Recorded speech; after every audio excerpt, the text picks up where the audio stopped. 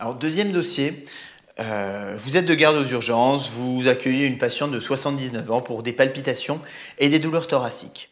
Comme antécédent, elle présente une hypertension artérielle qui est traitée par Coversil, une dyslipidémie sous régime seul. Sur le plan chirurgical, elle a une prothèse totale de hanche suite à un traumatisme, une cholécystectomie, et puis à côté de ça, elle a un syndrome d'apnée du sommeil qu'elle refuse d'appareiller. Sur le plan cardiaque, elle a vu un cardiologue il y a une douzaine d'années pour des palpitations, qui avait régressé avec un traitement par cordarone, qui a été arrêté au bout de quelques mois. Elle n'a pas été suivie depuis. Alors, première question, on vous montre le CG de son arythmie d'il y a 12 ans. C'est l'iconographie numéro 1. Interprétez ce tracé. Donc, ce que vous voyez sur ce tracé, c'est un ECG qui est irrégulier, non sinusal. On voit une tachycardie qui est irrégulière. Il n'y a pas d'onde P, mais on a des accidents de la ligne de base qui correspondent à des ondes F qui existent à une fréquence régulière à 300 par minute, qui ont un aspect en dents de scie ou en toit d'usine. Les QRS sont fins, sans anomalie particulière de morphologie. Et puis, on note pas de trouble à la repolarisation. Donc, au final, ce qu'on observe, c'est qu'il y a une conduction variable, c'est-à-dire qu'on a parfois 4, parfois 3 ondes F avant d'avoir un QRS. Donc, c'est ce qu'on appelle une conduction variable, 4 pour 1 ou 3 pour 1. Donc, en conclusion, il s'agit d'un flotteur atrial à conduction variable entre 4 pour 1 et 3 pour 1, avec au total une fréquence cardiaque qui reste normale. Cette patiente aurait-elle dû être anticoagulée à cette époque? Alors, oui, en fait, tous les troubles du rythme supraventriculaire, qu'il s'agisse d'une fibrillation atriale, d'un flotteur ou d'une tachycardie atriale, doivent être traités, bien sûr, s'il s'agit d'une maladie, trouble du rythme supraventriculaire, et pas d'un symptôme. Donc, si on n'a pas de facteur déclenchant aigu réversible, type une hypokaliémie, de la fièvre, etc., ce qui ne semblait pas le cas à l'époque, il faut les traiter de la même façon. Alors, pour ce qui est de l'anticoagulation, que ce soit une fibrillation atriale, un flotteur ou une tachycardie atriale, il faut la traiter en fonction du score SHADS. Ici, on a un score SHADS qui a au moins 1 avec l'HTA, et si on fait un score SHADS-VASC, on a un score SHADS-VASC qui a 3. Un point pour l'HTA, un point pour le sexe féminin, un point pour son âge à plus de 65 ans. Donc au total, on se retrouve avec une patiente qui, du fait de son trouble, est avec un risque d'accident vasculaire cérébral ischémique qui est assez élevé et qui a un risque hémorragique modérément faible. Donc oui, chez cette patiente, le rapport bénéfice-risque de l'anticoagulation est avantageux. Il aurait fallu, à l'époque, l'anticoaguler à dose efficace. Deuxième question. Le matin, avant de venir aux urgences, vers 5 heures du matin, la patiente est réveillée par des palpitations et des douleurs thoraciques rétrosternales constrictives qui irradient vers le bras gauche. Elle a attendu plusieurs heures et puis elle en a parlé à son mari qui l'a amenée aux urgences. Cliniquement, vous retrouvez une fréquence cardiaque rapide à 134 par minute, une pression artérielle à 15,8, une fréquence respiratoire à 17, saturation en oxygène qui est à 95% en air ambiant, une température normale à 37,2 degrés. L'auscultation cardiaque, vous retrouvez des bruits irréguliers, mais pas de souffle, pas de signe de choc, pas de signe d'insuffisance cardiaque. L'auscultation pulmonaire, vous retrouvez un murmure vésiculaire bilatéral symétrique sans bruit surajouté. Votre examen neurologique, abdominal, puis tout le reste de l'examen est sans particularité. Et vous faites un électrocardiogramme. Donc, cette question, on vous demande d'interpréter cet électrocardiogramme. Donc, vous voyez un rythme qui est irrégulier, qui est non sinusal. Une tachycardie, le rythme est rapide. Alors, on n'a pas la graduation, donc c'est difficile de le donner précisément, mais on voit que c'est un rythme qui est très rapide, probablement de l'ordre d'au moins 130 ou 140 par minute. L'axe est gauche. On ne voit pas d'onde P, mais on voit une espèce de trémulation de la ligne de base. Les QRS sont fins. Alors, si vous regardez attentivement les QRS, vous pouvez noter un rabotage des ondes R en V1 et V3, c'est-à-dire que la positivité du QRS, qui correspond à l'onde R, est vraiment d'amplitude très faible, ce qui est anormal, puisque normalement l'amplitude de l'onde R doit augmenter progressivement entre V1, V2, V3, V4 et V5. Et là, ce n'est pas le cas, donc ça correspond à ce qu'on a un aspect de rabotage qui peut être un signe de séquelles d'ischémie à ce niveau-là. Ensuite, vous pouvez voir des ondes R qui sont amples en V5, V6 et des ondes S qui sont amples en V1, V2. Et cet aspect est très évocateur d'une hypertrophie ventriculaire gauche, même si, en l'absence de graduation, c'est difficile de dire que l'indice de Sokolov est à plus de 35 mm. Alors pour ce qui est de la repolarisation, il n'y a pas de décalage du segment ST et les ondes T sont négatives en V5, V6. Donc, voilà pour la description de l'ECG. Après, en termes d'interprétation, qu'est-ce qu'on peut en tirer? Premièrement, on a une tachycardie irrégulière à QRS fin, sans onde P, mais avec une trémulation de la ligne de base. Ça correspond à une fibrillation atriale. Deuxièmement, on a une hypertrophie ventriculaire gauche, puisque le Sokolov est vraisemblablement à plus de 35 mm, de type systolique, puisqu'on a des ondes T négatives en V5, V6, et des ondes T négatives de type surcharge, puisque les ondes T descendent lentement et remontent rapidement, contrairement aux ondes T de type ischémique qu'on a dans les syndromes coronariens, où ce sont des ondes T négatives qui sont symétriques. Dernier point à dire, il y a peut-être une séquelle ischémique dans le territoire antéroseptal, vu que les ondes R sont rabotées de V1 à V3. Pourquoi les séquelles ischémiques ne se manifestent pas par des ondes Q sur l'ECG? Alors, les ondes Q, ce sont des séquelles d'ischémie, mais il faut que vous sachiez que les ondes Q, ça survient exclusivement après un syndrome coronarien ST+. Donc, on a un sus-décalage du segment ST, ce qui est un signe d'ischémie transmurale. Il faut qu'on ait cette ischémie transmurale pour avoir des ondes Q. Cela dit, on peut avoir une cardiopathie ischémique, donc un cœur qui est abîmé, sans avoir fait de syndrome coronarien avec sus-décalage de ST. On peut avoir une souffrance, une ischémie qui ne concerne que la région sous-endocardique du myocarde, mais progressivement qui altère la fonction cardiaque. C'est ce qu'on a quand on a une cardiopathie ischémique silencieuse, des syndromes coronariens sans sus-décalage du segment ST, etc. Et dans ce cas, l'ECG, on ne verra pas d'onde Q, mais on peut voir d'autres symptômes, notamment un rabotage des ondes R. Troisième question. Quelle est la cause la plus probable des douleurs thoraciques de la patiente? Et pensez-vous qu'il faille réaliser une coronarographie en urgence? Alors, premièrement, quelle est la cause la plus probable des douleurs thoraciques de la patiente? Il s'agit probablement d'un angor fonctionnel. En gros, ce qu'il faut dans votre tête, c'est qu'il y a deux possibilités pour expliquer ces douleurs angineuses qui sont typiques. La première chose, c'est un syndrome coronarien sans sus-décalage du segment ST. La deuxième chose, c'est de l'angor fonctionnel. L'angor fonctionnel, c'est très fréquent et c'est de loin le plus probable dans ce cas. Comment faire la différence entre les deux? C'est l'évolution clinique. Si la douleur cède lorsqu'on normalise la fréquence cardiaque, si le cycle de troponine est plutôt rassurant, ça nous oriente vers un angor fonctionnel. Si l'échographie montre des troubles de la cinétique segmentaire, si le cycle de troponine monte, si on a encore des troubles à repolarisation à l'électrocardiogramme en rythme sinusal, on s'oriente plutôt vers un syndrome coronarien sans sus-décalage de ST. Et puis dans tous les cas, si la douleur cède sous traitement médical, un syndrome coronarien sans sus-décalage de ST, même s'il est à risque, ça imposerait une coronarographie qui serait précoce dans les 72 premières heures, mais en aucun cas une coronarographie en urgence. Donc ça laisse le temps de suivre l'évolution, d'évaluer le rapport bénéfice de la coronarographie. Donc de toute façon, chez ce patient, on ne réalise pas de coronarographie en urgence. Alors, qu'est-ce qu'un angor fonctionnel et qu'est-ce qu'il faut en faire? L'angor fonctionnel, c'est lorsqu'on a un mismatch entre des apports en oxygène du myocarde qui sont insuffisants par rapport à une dépense en oxygène qui est majeure. Par exemple, dans le cas d'une tachycardie trop rapide, le cœur se contracte énormément, donc nécessite de gros apports en oxygène, et du fait de temps de diastole court, on n'a pas ces apports en oxygène, d'où une souffrance cardiaque de type ischémique, d'où une symptomatologie d'angor. Alors, qu'est-ce qu'on fait d'un angor fonctionnel?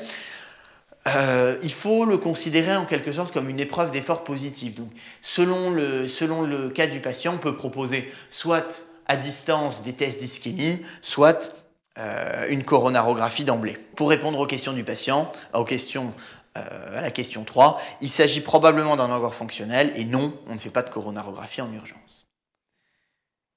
Quatrième question, quel bilan paraclinique proposez-vous en urgence? Alors en urgence, on propose différents types d'examens. D'une part, de la biologie. Sur le plan biologique, ce qui intéresse dans une découverte de fibrillation atriale, c'est la kaliémie dans l'ionogramme, éventuellement une calcémie, et puis des dosages des hormones thyroïdiennes, TSH, voire T4, afin de rechercher des facteurs étiologiques de la fibrillation atriale, des facteurs déclenchants, une hypokaliémie ou une hyperthyroïdie.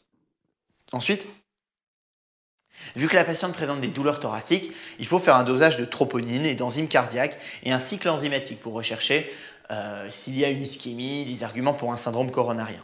Ensuite, On peut faire un dosage du BNP pour rechercher des signes d'insuffisance cardiaque. Et on fera un bilan pré-thérapeutique qui sera systématique avant de mettre des héparines. Donc une numération formule sanguine, un dosage des plaquettes, une hémostase, une fonction rénale, ce qui permettra d'adapter le choix des héparines, les doses et d'en connaître le risque éventuel. Sur le plan de l'imagerie, on fera une radiographie thoracique qui permettra de rechercher des signes d'atteinte cardiaque, une cardiomégalie, ou qui permettra de rechercher des diagnostics différentiels des pathologies pulmonaires, etc. Et puis, on fera une échographie cardiaque transthoracique et discuter la voie transœsophagienne, qui sont des examens importants dans le cadre d'une découverte de fibrillation atriale.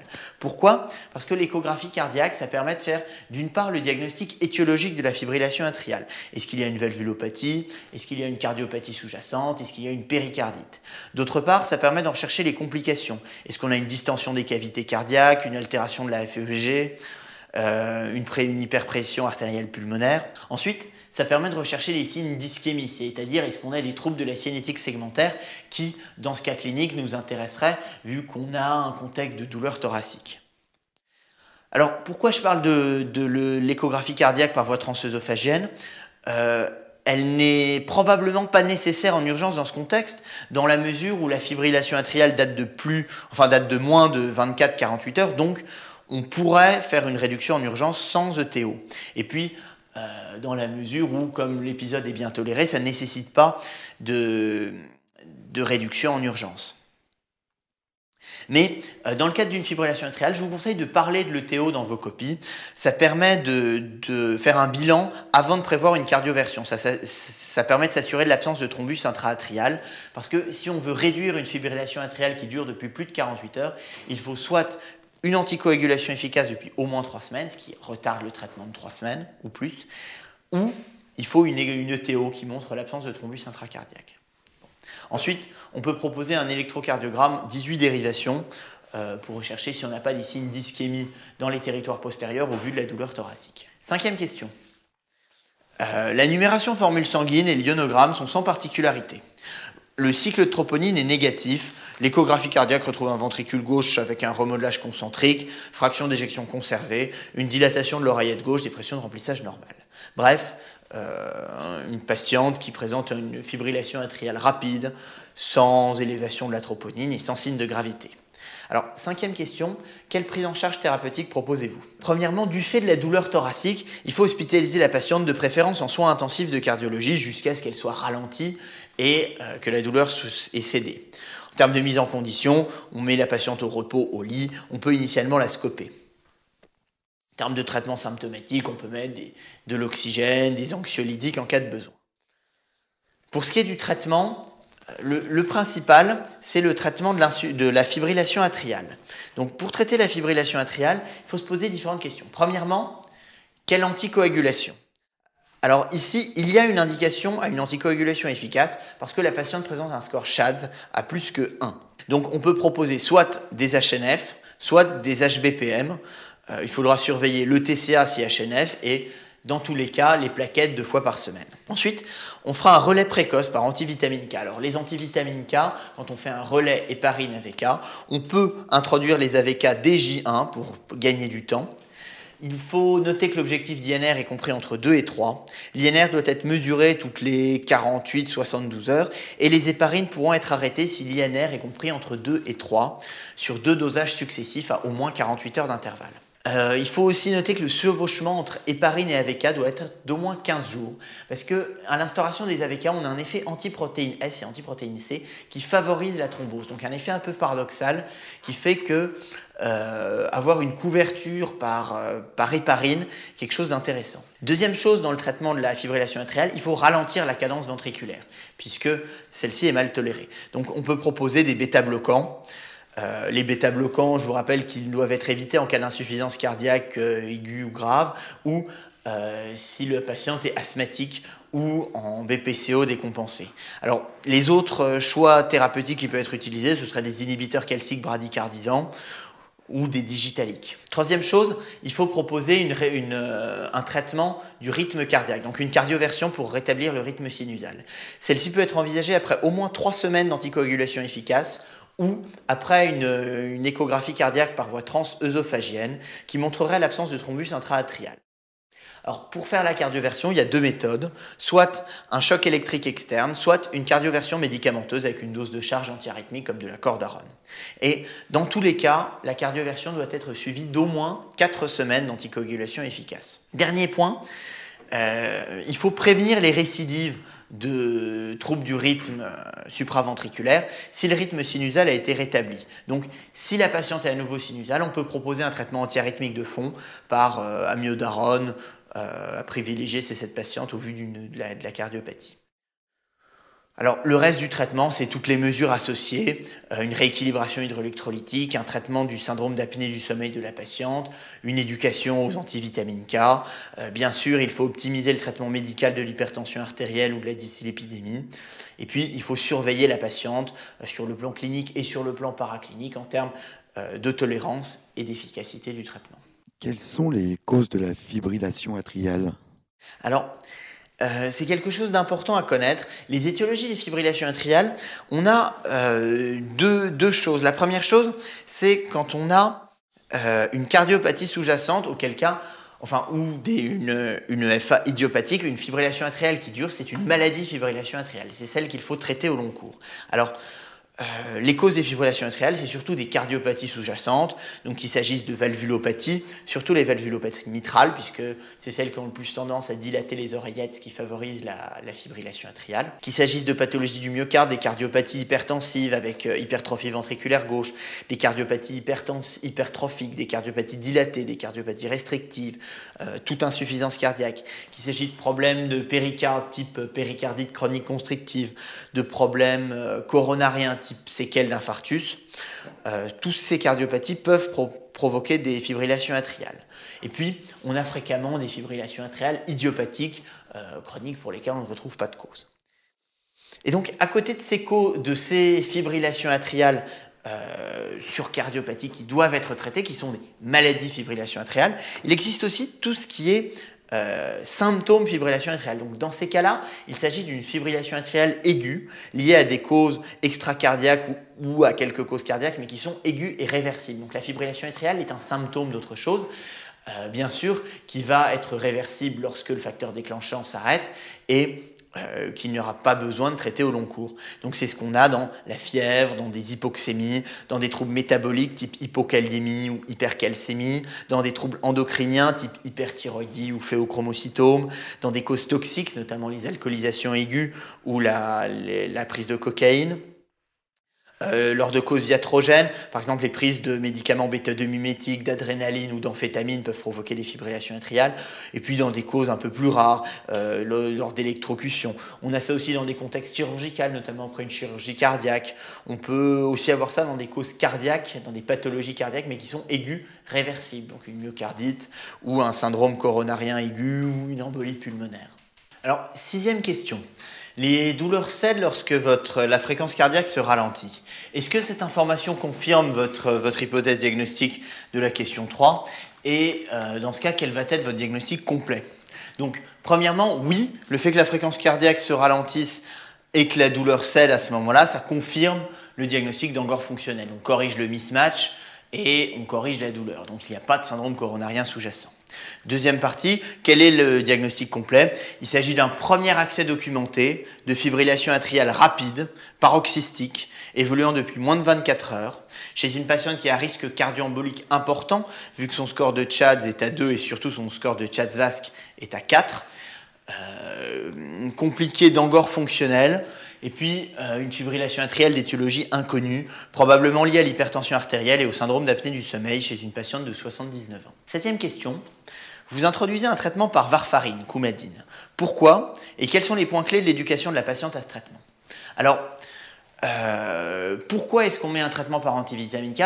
Parce qu'il y a une indication au traitement anticoagulant au long cours. Pourquoi il y a une indication ? Parce que le score CHADS-VASc est supérieur ou égal à 1. Enfin, strictement supérieur à 1, on a une indication absolue à une anticoagulation. Égal à 1, c'est une indication un peu plus discutable. En l'occurrence, chez cette patiente, le score CHADS-VASc est à 4, 2 points pour l'âge, 1 point pour l'HTA, 1 point pour le sexe féminin. Alors, dans l'éducation aux médicaments antivitamine K, il faut expliquer aux patients avec une information à la fois orale et écrite sur la nécessité d'observance du traitement, c'est-à-dire une prise quotidienne à horaire fixe de préférence, sur les règles hygiéno-diététiques à respecter, donc éviter l'automédication, prévenir son médecin, son dentiste, ou si on a des soins que l'on est sous antivitamine K, éviter les médicaments contre-indiqués, éviter les sports violents, éviter les injections intramusculaires. Voilà, il ne faut pas modifier son alimentation habituelle. Il faut éviter les excès d'alimentation comprenant de la vitamine K, notamment les tomates, le chou, les épinards, les navets, le brocoli, les avocats. Ensuite, il faut que le patient comprenne la prise en charge qu'il doit y avoir en urgence en cas de signe d'alerte. Donc s'il saigne, s'il a des épistaxies, gingivorragie, hématurie, des ecchymoses, un méléna, une rectorragie, il faut que le patient comprenne qu'il doit consulter en urgence. Il faut aussi que le patient sache la conduite à tenir en cas d'oubli des traitements antivitamine K. Donc il reprend la dose, mais il ne doit pas doubler la dose le lendemain pour compenser un oubli. Il faut que le patient connaisse la prise en charge à avoir en cas de surdosage ou en cas de sous-dosage. Ensuite, il faut remettre au patient une carte de patient sous antivitamine K et un carnet de suivi de l'INR. Il faut lui expliquer que l'INR doit être surveillé régulièrement, qu'il doit être entre 2 et 3. Alors, dernier point, ça ne se rapporte pas à ce patient, mais n'oubliez pas dans l'éducation aux AVK, si vous avez une femme jeune, pensez à lui expliquer qu'il faut programmer une éventuelle grossesse pour gérer les médicaments antivitamine K qui peuvent être potentiellement tératogènes à certains stades de la grossesse. Et est-il légitime de mettre une patiente de 79 ans sous AVK? Alors oui, bien sûr, c'est légitime. Toute mise d'un patient sous traitement antivitamine K se fait en évaluant le rapport bénéfice-risque du traitement antivitamine K. Et chez cette patiente, elle a 79 ans, elle a un fort risque d'accident vasculaire cérébral ischémique lié à la fibrillation atriale qui est évalué par le score CHA2-VASc, un risque qui est très important. Et par contre, elle a certes 79 ans, mais un risque hémorragique qui est minime. C'est une patiente qui n'a pas de comorbidité à risque de saignement, pas d'insuffisance rénale, pas d'insuffisance hépatique, etc., qui ne chute pas. Et donc, on met en balance un fort bénéfice en termes de risque d'accident vasculaire cérébral ischémique contre un faible risque hémorragique. Donc oui, le rapport bénéfice-risque est favorable et chez cette patiente, il faut la mettre sous antivitamine K. Quel que soit l'âge de la patiente, posez-vous la question du rapport bénéfice-risque. Il n'y a pas de limite d'âge pour les antivitamines K. Alors, 8e question. Vous revoyez la patiente à 1 mois du début du traitement. On a mis des antiarythmiques, mais malgré ça, le rythme n'est pas régularisé et la patiente est symptomatique. Elle souffre de palpitations. Alors, que proposez-vous? Eh bien, dans ce cas, on a un trouble du rythme supraventriculaire qui persiste, qui reste symptomatique malgré le traitement médical. Donc, il y a une indication à réaliser une cardioversion, cette fois par choc électrique externe. Alors, comment on va faire cette cardioversion? Il faudra hospitaliser la patiente, faire un bilan biologique et clinique pour s'assurer qu'il n'y ait pas de contre-indication. La cardioversion se fera sous anesthésie générale, après avoir arrêté différents médicaments toxiques, donc arrêté notamment des digitaliques, et puis avec une kaliémie, une TSH contrôlée. 9e question.